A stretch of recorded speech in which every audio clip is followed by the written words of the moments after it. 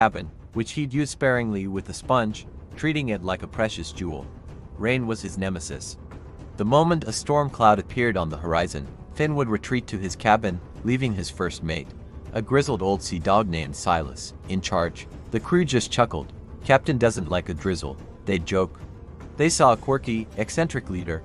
They didn't see the little boy, gasping for air, drowning in a memory. One fateful evening, the sky turned a sinister shade of bruised purple. The air grew heavy, thick with the promise of violence.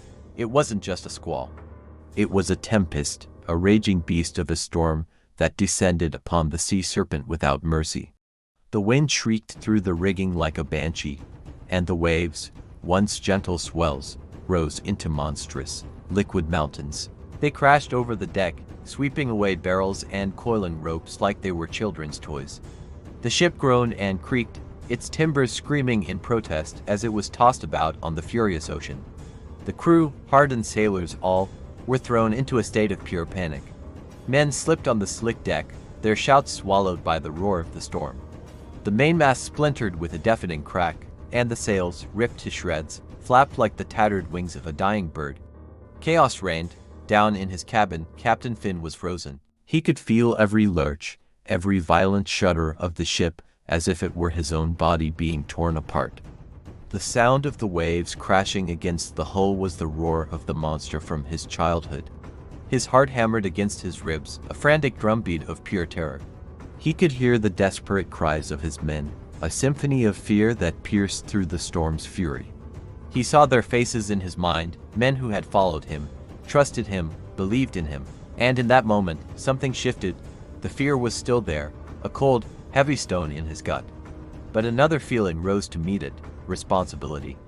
These were his men. This was his ship. He was their captain.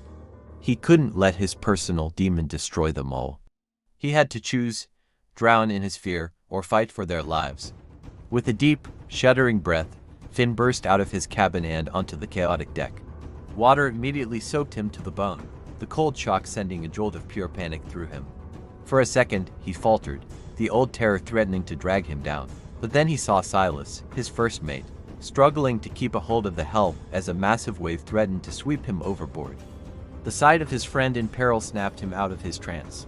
"Silas, hold on," he roared, his voice barely audible above the tempest.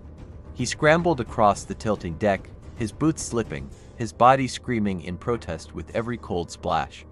He grabbed the helm, his hands finding purchase next to Silas's. "I've got it," he yelled. The crew, seeing their captain, their reclusive, water-hating captain,